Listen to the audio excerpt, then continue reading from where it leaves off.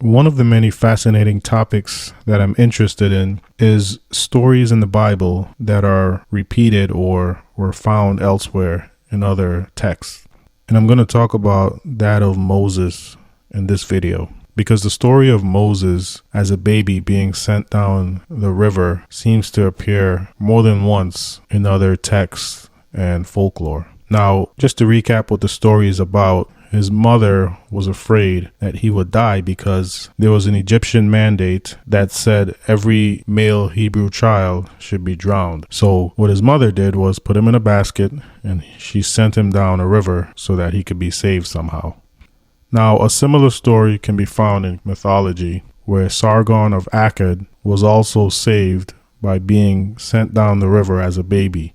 Now, the Watchtower published a very little article about this because people think that the Moses story is copied from that story because it was older and supposedly could be found on cuneiform text. So Watchtower had this to say.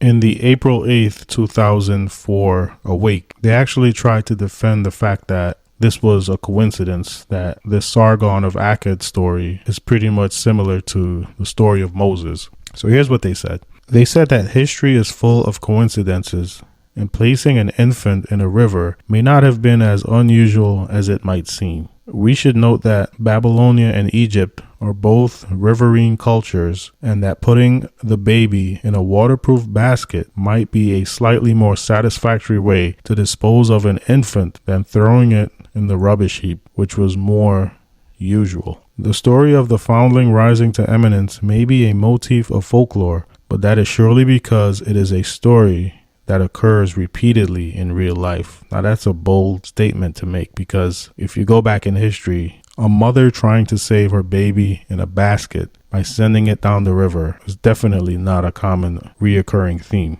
But they go on to say, in his book Exploring Exodus, Nahum M. Sarna observes that while there are some similarities, the story of Moses' birth departs from the legend of Sargon in many significant respects. Claims that the Bible account was derived from a pagan legend thus ring hollow. So this guy, Nahum Sarna, because he observed some similarities, yet the story departs from Moses' story in many significant respects, quote unquote, they're saying that it's just a coincidence and the stories are unrelated and it's not a repeated story. So already they're putting up a pretty weak defense by putting their conclusion on this one scholar's shoulders just because he mentioned that the story departs in many significant respects. So why don't we actually take a look at what he said in his book and see if we can agree with it. So this is what Sarna had to say in his book. This is an excerpt from his book entitled Exploring Exodus. And this is him trying to really show the difference between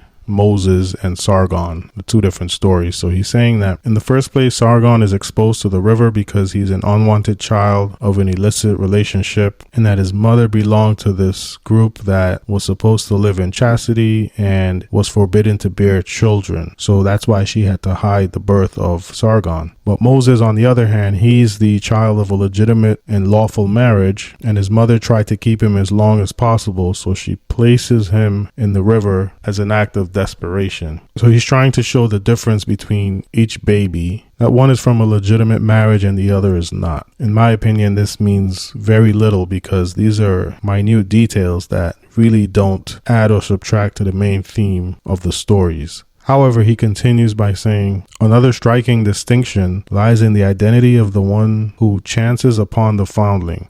So he's basically saying here that when Moses was found, the princess recognized that he was the child of a Hebrew and that his own mother ended up nursing him regardless. But he's saying in the case of Sargon, the child is the son of disgruntled parents from royalty, and then he ultimately achieves the rank and honor and recognition that is rightfully deserved. So he's really getting into the weeds of each stories, and he's trying to draw out the differences in them to get the reader to believe that they're completely different stories. However, the main theme is A baby was put into a basket, sent down a river, and he was saved by a woman. And then that baby was grown into prominence, regardless of who his parents were, where he came from, regardless if his parents were poor, rich. All of these little details don't matter. But this so-called scholar, Nahum Sarna, he's trying to impress upon the reader that these little details are separate enough that these stories are completely different, and that the Moses story is not a copy of the Sargon story. However, the main theme remains. A mother sent her baby down the river, and that baby was rescued. And he's trying to make it sound as if these stories are completely far apart from each other. Now, the question I ask you is, whether or not you live near a river, can you name one woman that would send her newborn baby down a river in a basket in an attempt to save him? She has no clue if he's going to survive. He can drown within 30 seconds. He can drown within a mile down the river. Perhaps he'll survive. Maybe someone will find him. An animal can eat him. Whatever the case may be. Do you know of any woman that would send their baby, their newborn baby, down a river? I couldn't name one female that I personally know that would do that. So the point is, regardless of the minute details that he's trying to confuse you with in his book, these stories are very much alike because they're very rare in occurrence. It's something that you've only heard in books like mythology or the Bible because they're very rare and these things don't happen often. So his main points are really null and void because of the very nature of the story itself. But I understand why he has to do this, because he himself is a believer in the Bible. So rather than being a free thinker, he has to be biased because he's a Jewish scholar, and by default he has to believe in this story, and he has to debunk the mythology story as being the baseline for the Moses story. And so the Watchtower is quite all right by quoting a Jewish scholar, because in this case their point is proven by a so-called scholar who has a hidden bias to also confirm the Moses story, which is what the Watchtower religion needs to have you believing in the Bible. But it gets even better because there's another story in Hindu folklore, and that's the story of Karna, who was also put in a wicker basket and sailed down the river by his mother. So we have three stories basically the same. One is a Hindu story, one is a Hebrew story, and one is a mythology story. However, they each complement each other where the main theme is concerned.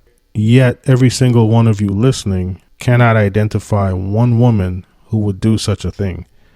So the stories themselves are each very similar to each other, and that we cannot argue if we look at it objectively. And if you really want to go down the rabbit hole when it comes to these types of stories, there are also similar stories that you can draw parallels from. They include Hercules, Oedipus, Romulus, and Remus, and also Krishna. All of these stories are pretty similar in nature. However, the Moses, Sargon, and Karna stories are much, much closer as it pertains to the details. So there are quite a few stories like this that are found in cuneiform texts as well as the Bible, cuneiform being older than the Bible according to history. But I would respect the Watchtower more if they came out and said, we're the one true channel to God and we believe this story to be true. Rather, they put it all on this Nahum Sarna guy who was a Jewish scholar, and because he wrote a book about why these stories are different, they just pretty much piggybacked off of his book and used him as an authority to say that these stories are different and that the Moses story was not patterned after the Sargon story. But if they have the governing body, the one true channel to God, wouldn't it be easier for them to just outright say, God told us that this story was true? So it's very interesting how these religions use each other, or these different faiths use each other to confirm their own beliefs at times, and then they turn around and discredit each other when it's convenient for them, pretty much when it's convenient to control you, the follower, and to have you believe what they believe rather than just using your free will of thought and coming up with your own questions, answers, and ideas.